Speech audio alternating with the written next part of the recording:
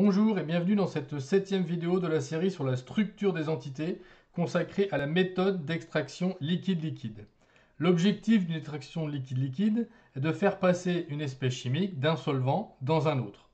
Soit pour pouvoir l'extraire plus facilement, par exemple pour extraire une espèce chimique dissoute dans l'eau, il faut évaporer l'eau, ce qui demande beaucoup d'énergie. On va donc préalablement la faire passer dans un autre solvant plus volatile, c'est-à-dire qui s'évapore plus facilement.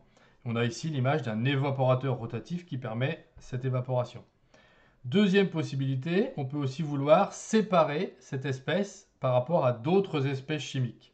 Et souvent, évidemment, pour les deux raisons en même temps. Quelles sont les conditions pour réaliser une telle extraction? Comment choisir le solvant pour pouvoir faire passer l'espèce chimique d'un solvant dans le nouveau et les séparer? Pour la dernière raison, les deux solvants doivent être forcément non miscibles si on veut pouvoir les séparer. Et pour que l'espèce passe dans l'autre solvant, elle doit être plus soluble dans celui-ci.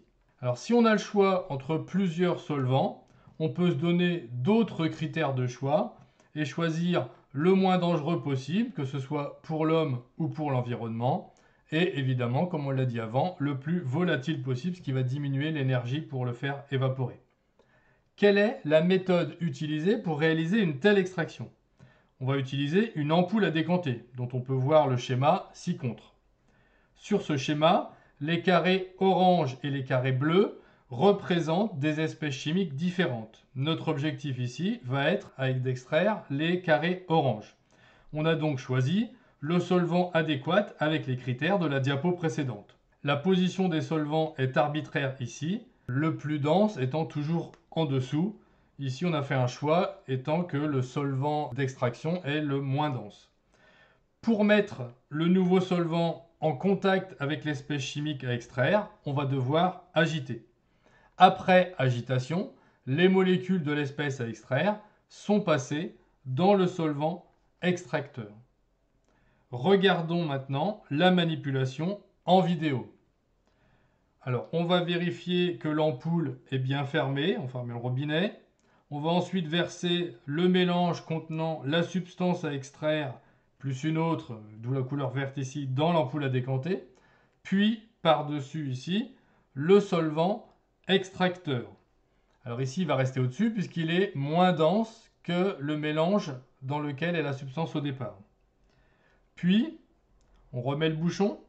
Et en maintenant fermement le bouchon, on va agiter l'ampoule à décanter en n'oubliant pas, ici, de dégazer pour évacuer les vapeurs des solvants volatiles qui donc s'évaporent facilement. Et on va répéter plusieurs fois. On replace ensuite l'ampoule sur son support pour laisser décanter.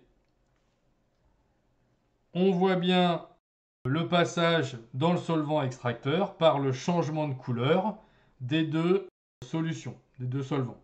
On peut récupérer la phase nous intéressant en ouvrant le robinet, que ce soit celle du dessous si la densité du solvant extracteur est plus élevée, ou comme ici, celle du dessus si elle est plus faible. Voilà, je vous remercie, c'est tout pour cette vidéo, à bientôt, au revoir.